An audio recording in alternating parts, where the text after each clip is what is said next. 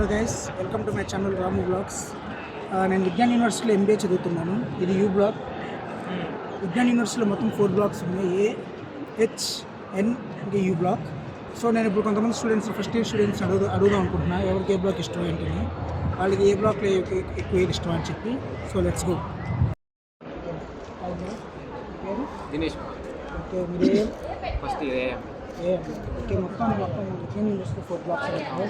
మీకు ఏ బ్లాక్ అంటే బాగా ఇష్టం? నాకైతే యూ బ్లాక్ అయితే చూడటానికి బాగుందండి, స్పేషియస్ గార్డెన్ ఏరియా. ఎన్ బ్లాక్, హెచ్ బ్లాక్ ఐదు ఉంటాయి.